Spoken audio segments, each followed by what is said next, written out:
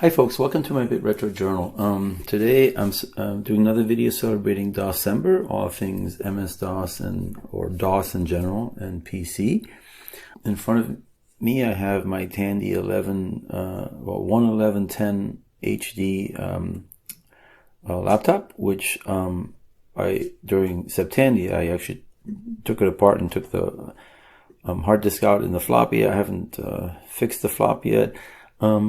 And the hard disk, I ordered an SD card one, which I want to put in here, but it hasn't come yet from AliExpress. What I want to do today is see if I can boot this HD version using the FD ROM. And the reason I want to do that is because the FD ROMs have the built-in DeskMate and the built-in MS-DOS 3.0 or 3.3, and which would make this boot up really fast. Now if I get an SD hard disk, it may be just as quick, but I really like the idea of having this stuff on ROM, and so I've been playing around with this a bit already, although I haven't tried I found the ROMs just on a forum. Yeah, and so this is still in pieces. I actually realized that I could hook the on the back of the bezel, they're actually metal.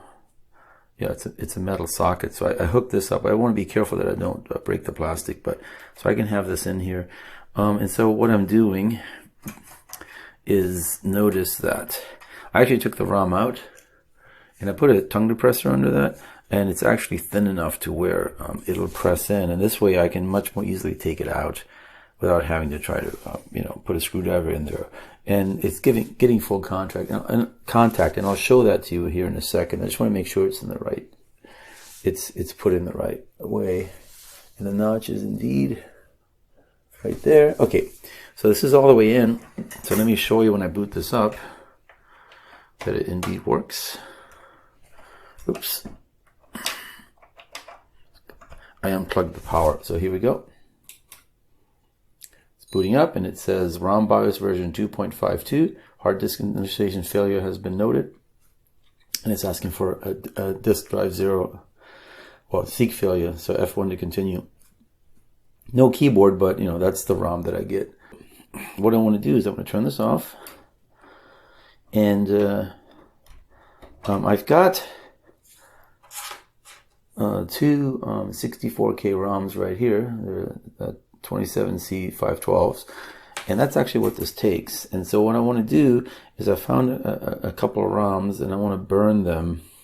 Well, I found one ROM. It was called the options ROM, and it turns out that would not boot the system up, and I think I know why. I think I finally found I found a video online that showed that there is a difference on the motherboard. So this 1110 HD has a single ROM socket, whereas it looks like the 1110 FD has, first of all, the socket is closer to the edge. It has one here, it has one here, and then it has one here.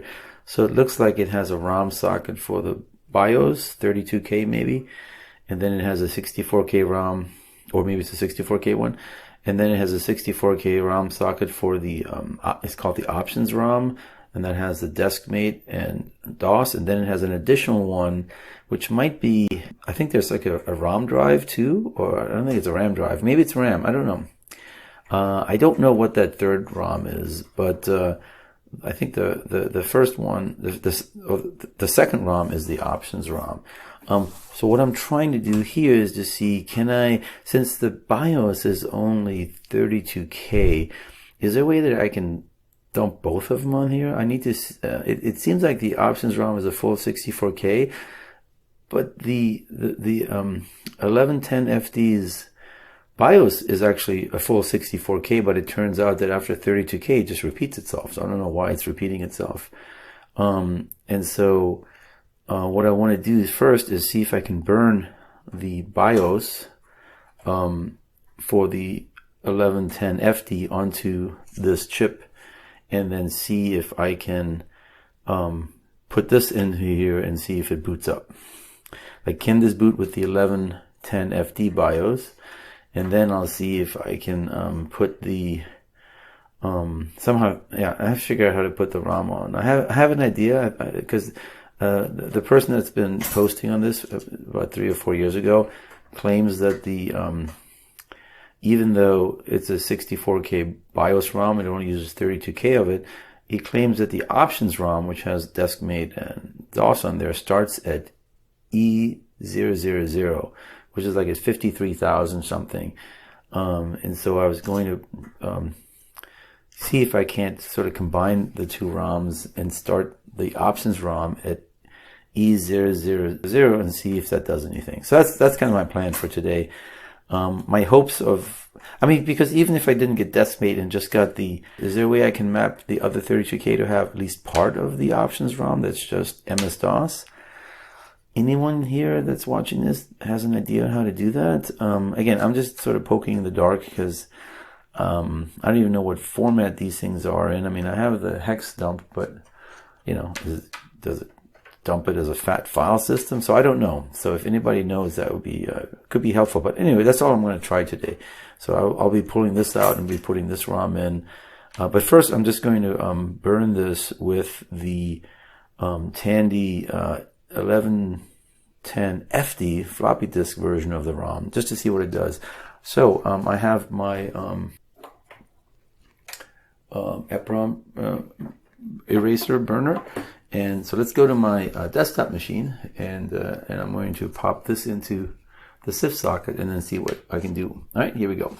Okay, I'm on my desktop, and I popped the 64K EPROM into the ZIF socket, and so one of the things. So this is the 1100.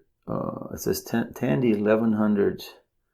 Oh, this is the option ROM. So this is I don't know why it says 11. Oh, is it the 1100 or the 1110 FD? In any case, says Tandy 1100 version 1. This is the BIOS, and this is the options ROM. And they're both 64K in size. And then I have, this is the BIOS for my HD that I just ripped using this, or I ripped it earlier. And if I open this as a text file, you can see that it's funny that the first few bits are all kind of garbage, but it does have stuff in here eventually. 1984-99 Phoenix, all rights reserved. I don't know what address this is. If I open up the non-options ROM, which is this one,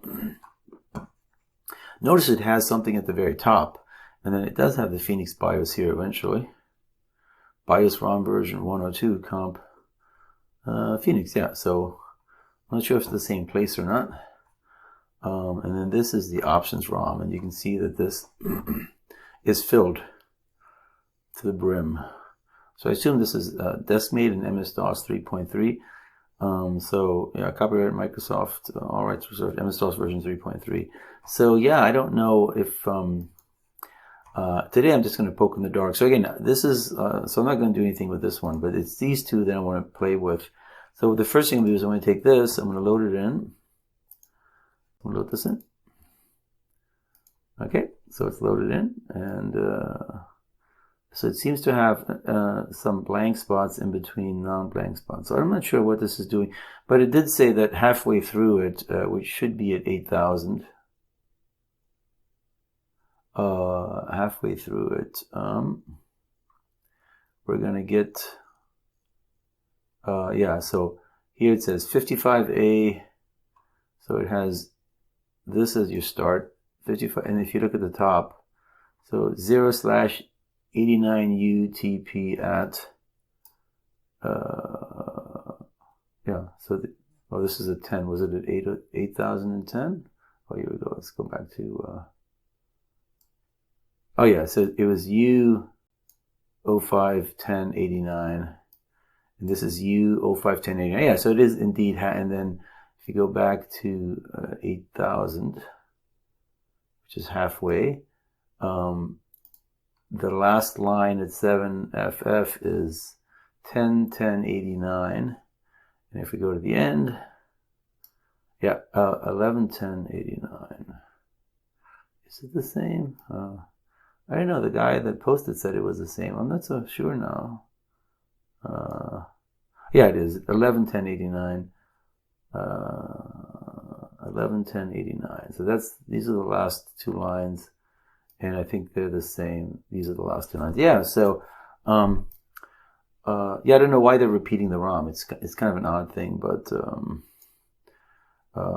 in any case, I'm going to burn this onto the EPROM. So let's do that. So program. Yep, program. It's flashing it. It doesn't take too long, so I don't think I need to. Hopefully this is a good one, but yep, okay, it successfully flashed it. All right, so let's get back to my desktop. All right, here I have it. And what I'm going to do is I'm going to put it inside of the computer. So let's do that. And this is unplugged. And I do have an ankle strap on. So hopefully now my idea of being able to just prop this up, even only partially in, this still sort of gets wedged in there. But let's see if we can just, yeah, I just want to be able to pull this up. There we go. There we go. All right, so this came out, and so now I want to put this in.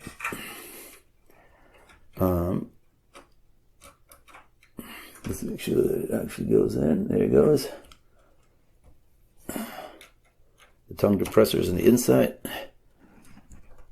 Oops. Yeah, I think this is tongue depressor's all the way down. Let me just verify that. Yeah. The end is in there. Okay. Let's boot her up. See what we get. There we go. All right. Time to boot her up. Here we go. It says BIOS ROM version 1.002, compatible software 84 to 88. Insert system diskette and strike any key when ready. Okay, well, it actually works on the 11. Well, I think this is the 1110 FD ROM. Was there an 1100?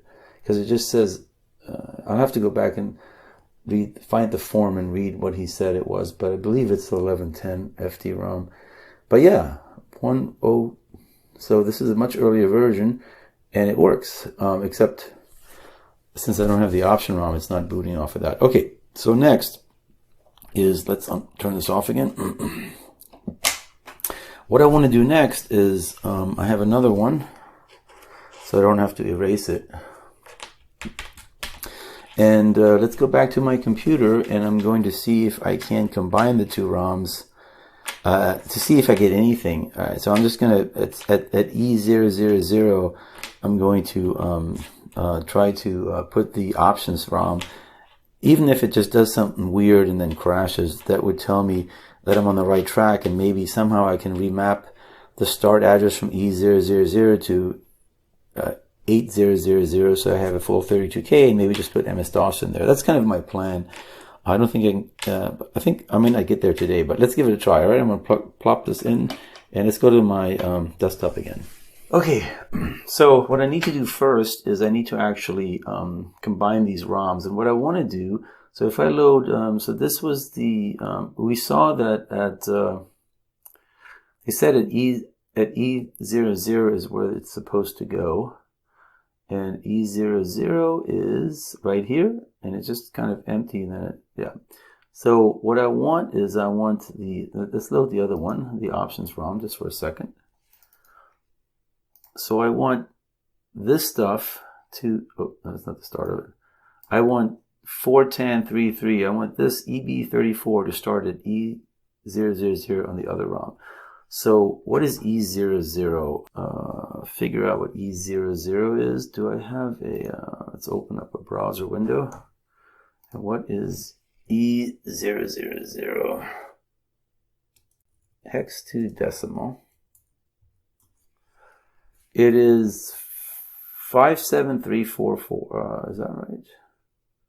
E00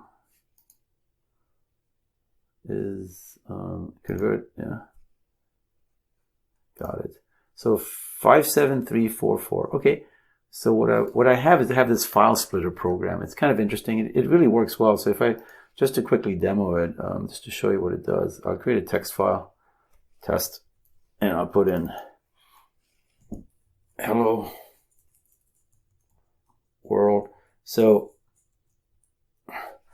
this is 5 bytes plus the new line is a 6 byte. And so if I save this and then I split this file up using this, so browse, my source file is going to be test.txt. It's going to be 6 bytes. And my destination folder is going to be my desktop. And I split it. Split happened. And you can see that the two files, if I open this up with open,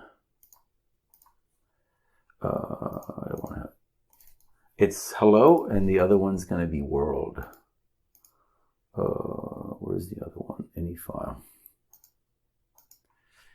This was 1, and then 2 is going to give you world. So it splits it up just right at the halfway mark. And so what I want to do is use file splitter, and I'm going to take browse and take the not the options one, but this one. And my custom size is going to be 57344, 57344 in bytes. And my destination folder is going to be desktop again. So I'm just going to split it. Split. Done. Let's exit that. I'm going to just minimize that for a second. So let's get rid of the test ones, since that was just for testing. So now I have Tandy chunk 1. I'm going to call this combo. Combo chunk 1. And then this is the one I actually don't care about. And then I'm going to make a copy of the options one, which is this. Copy, paste. Yeah, I don't want the test text one. Let's get rid of that. And I'm going to call that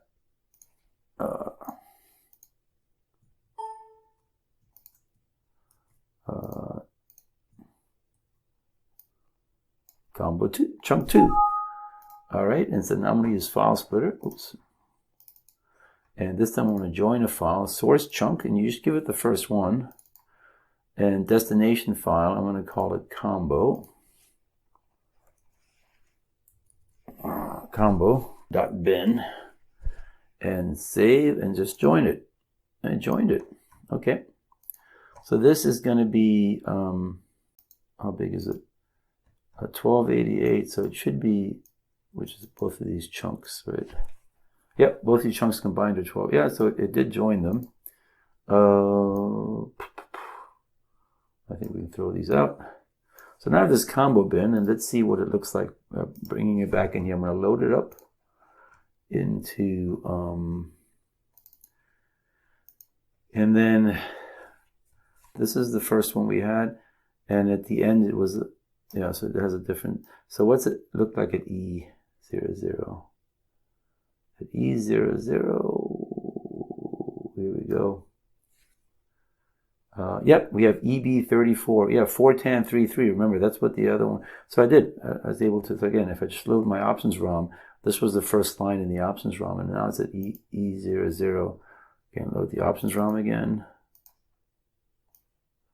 Yep, EB34. Okay, so load the combo ROM. Okay, and we're going to burn this new app ROM. Everything's still set, so I'm just going to program it. Program.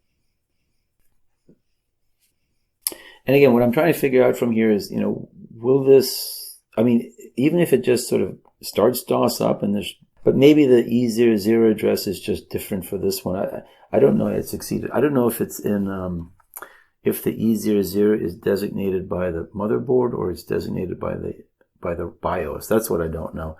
Again, I could use some help here. So anybody that understands that would be great. Let's go back to my desktop. All right, it's been burned. Here she be, and it's going to go in like this. All right, so it's been unplugged. Let's go and take the old. So this was the 11. I think it's 1110 FD BIOS, and so let's just make sure that it doesn't. There we go. Nice and even. Wiggle it out. the notches on this side.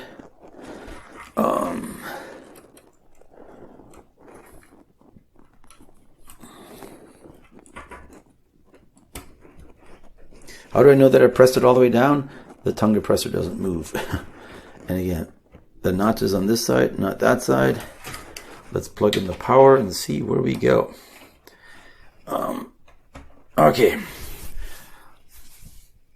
Fingers crossed. Just want to see the BIOS and then a quick boot. Then I know I'm good.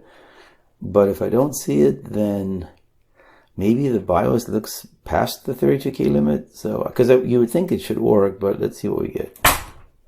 It flashed. That was very dramatic. One more time.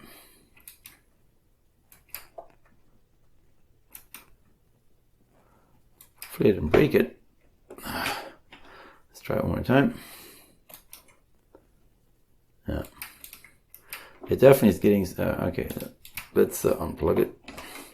Didn't work. Let's put the original BIOS back in just to make sure this still works. So my experiment did not work. But I guess what I need is someone who has more expertise at these EPROMs. And okay, the notches on this side, so it's just going to go in like that. Yeah, I mean, I guess disassemble it, that's a lot of work. I know now I'm being lazy, but I don't want to have to disassemble it. And not that I'm scared of disassembling. I mean, I do know machine code. I used, well, Z80, but I mean, and Motorola 68,000. Here we go. I'm not beyond taking it, disassembling the ROM and taking a look at it. Okay, this is in. That's there. But it might just be easier getting a solid state IDE drive instead and seeing how fast that is. Like I said, it's still sort of be kind of cool if you could just have DOS booting from ROM. But let's check out what's going to happen. Oh, good. It still works. BIOS 252, looking for a hard disk, and then disk drive 0 seek failure. So what I need to do is this combo idea still may have merit, but I need to figure out that this BIOS, which is on this one, it repeats itself after 32K. So my thought would be I should have 32K available. Don't know. I was hoping at least I'd get into a BIOS thing, and then I guess it just... Oh, I think it if I had a key, I could bring it back. It just does a sleep. So it's still good. But yeah, I'm going to end here. So not very exciting. I think this was part 1. I think in a future part 2, I'll revisit this again. But I'm going to wait until I get... so the 2 things I've ordered is a drive belt for the drive and then this IDE card. And then I'll just finish it up. I suppose if I have an SD card based IDE drive, this probably will go really fast.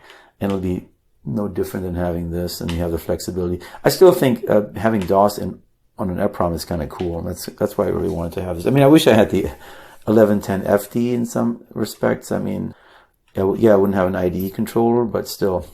Okay, that's it for today. Go ahead and watch all the other cool DOSember videos, and I will see you soon.